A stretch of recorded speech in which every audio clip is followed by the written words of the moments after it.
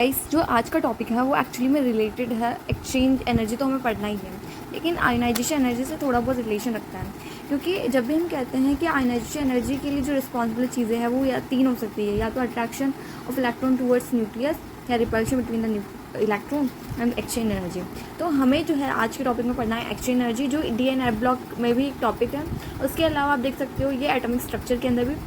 पहले हम इस चीज़ के बारे में देखते हैं क्या होता है ये पैरेलल स्पिन वैल्यू इलेक्ट्रॉन। जब एक दूसरे, ये एक्चुअली में अपनी ही लैंग्वेज में लिखा हुआ है, एक दूसरे के साथ पोजीशन अपनी एक्सचेंज करेंगे, तो जब जो एनर्जी रिलीज़ होती है उसी को हम क्या कहते हैं, एक्सचेंज एनर्जी कहते हैं। और एनर्जी रिलीज़ करके स्टेबल हो जाएंगे। गाइस, एक पॉइंट आपको पहले समझना होगा, इसको समझने से पहले, कि जिसकी जितनी ज़्यादा कम एनर्जी पे जो होता है, या फिर जो जितनी ज़्यादा एनर्जी रिलीज़ करके जो कम एनर्जी पे पहुंच जाता है, वो उतना ही ज़्यादा स्टेबल होता है। ये चीज़ हम शुरू से पढ़ते हैं कि lower the energy higher the stability. तो यहाँ पे हमें समझ में आ रहा है कि जो एक्सचेंज एनर्जी है वो भी क्या एक तरीके से एक्सोथर्मिक एनर्जी, मतलब एक्सोथर्मिक प्रोसेस है। यानी कि यहाँ पे क्या होता है कि ये कहना चाह रहे हैं कि जो ये पैरेलल स्पिन के इलेक्ट्रॉन है, यानी कि जो आपको ये पैरेलल स्पिन के जो इलेक्ट्रॉन दिखाई दे रहे हैं, वो जब अपनी पोजीशन चेंज करते हैं एक दूसरे से, यानी कि अगर हम इसकी बात करें तो ये क्या करेगा, ये इसके साथ और ये इन बाकी चारों के साथ क्या करेगा, पोजीशन चेंज करेगा। यहाँ पे आप पूरी सारी पॉसिबिलिटीज़ देखेंगे कि ये इन चारों के साथ कर सकता है, ये वाला पैरेलल स्पिन इन तीनों के साथ, ये वाला पैरेलल स्पिन इन दो के साथ, और ये वाला इन इस एक के साथ हवा है। ये अगर फर्स्ट नाम लेते हैं तो 2 3 4 5 के साथ, 2 वाला 3 4 5 के साथ, और 3 वाला 4 5 के साथ, और 4 वाला 5 के साथ क्या कर पा रहा है, एक्सचेंज कर पा रहा है। तो यहाँ पे हमने लिखा था कि पैरेलल स्पिन वैल्यू इलेक्ट्रॉन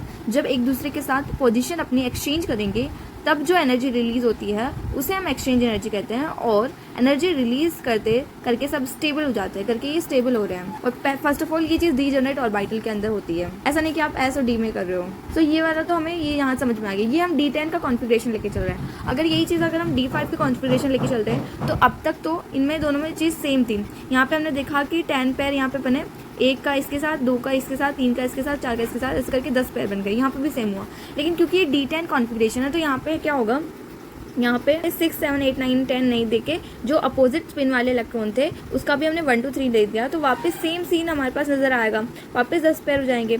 तो हमने कहा कि अपोजिट स्पिन के साथ, पैरेलल स्पिन के साथ, अपोजिट स्पिन के साथ जो पैरेलल होंगे, लेकिन D5 में तो सिर्फ यही है ना, उसके अलावा कोई है ही नहीं, तो बस इतना सा ही दिखेगा। तो हम कहते हैं कि D10 will be lowest energy state because maximum exchange energy releases, maximum exchange releases here. तो यहाँ पे आप देख सकते हो D10 में सबसे ज़्यादा, यानी कि टोटल 20 पेयर्स हुए हैं एक्सचेंज। और यहाँ पे आयनाइजेशन एनर्जी और एक्सचेंज एनर्जी में क्या डिफरेंस है, ये चीज़ भी हम समझेंगे, कैसे आयनाइजेशन एनर्जी और हमारी एक्सचेंज एनर्जी में जो है वो हम करते हैं रिलेशन बताएंगे। क्योंकि आयनाइजेशन एनर्जी इंक्रीज़ हो रही है, इसका मतलब यह है कि इलेक्ट्रॉन निकालने में ज़्यादा हमें परेशानी, यानी कि डिफ़िकल्टी हो रही है, हमें एनर्जी ज़्यादा देनी पड़ेगी क्योंकि इलेक्ट्रॉन स्टेबल हो गया है। यानी कि आप एक तरीके से ये देख सकते हो कि अगर किसी में एक्सचेंज एनर्जी ज़्यादा है, इसका मतलब उसकी स्टेबिलिटी ज़्यादा है, स्टेबिलिटी ज़्यादा है तो हमें पता है कि अगर उसमें से इलेक्ट्रॉन निकालना है तो उसमें हमें उसकी एनर्जी ज़्यादा लगेगी, तो उसमें आयनाइजेशन एनर्जी ज़्यादा ही होगी, तो डायरेक्टली प्रोपोर्शनल हो जाएगा। देन इसके बाद में ये सारी चीज़ें जो अब हम देखने वाले हैं वो भी NCERT की ही चीज़ें हैं।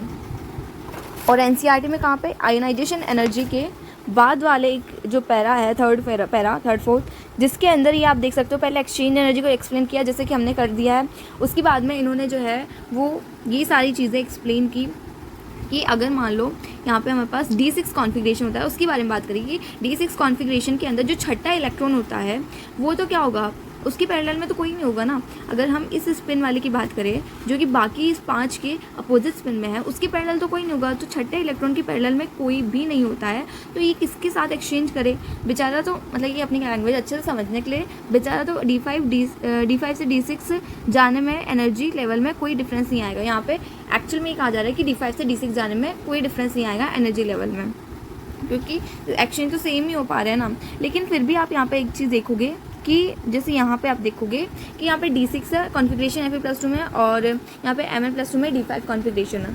लेकिन हम क्या कहते हैं, इसके अकॉर्डिंग तो ऐसा होना चाहिए था कि अगर एक्सचेंज एनर्जी में कोई डिफरेंस नहीं आ रहा है तो एनर्जी भी वैसा ही होना चाहिए, कोई डिफरेंस नहीं आना चाहिए था, दोनों में सेम।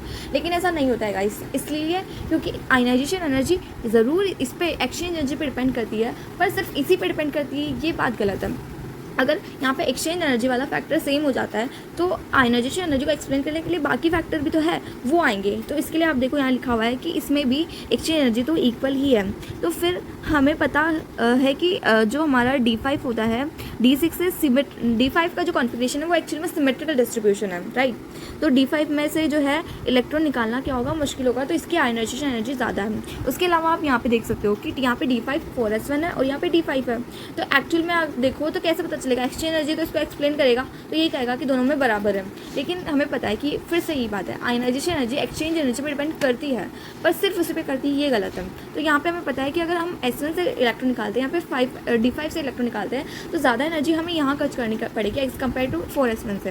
तो इसलिए यहाँ पे आयनाइजेशन एनर्जी ज़्यादा होगी। ये सब कुछ हमने इस पैरा को, पूरा जो ये पैरा है हमने इसको एक्सप्लेन किया है। So thank you so much guys, देखते रहिए, सीखते रहिए और इसी तरीके से NCERT को एक्सप्लेन करते हुए हम जो है सब कुछ समझ लेंगे। Thank you so much guys.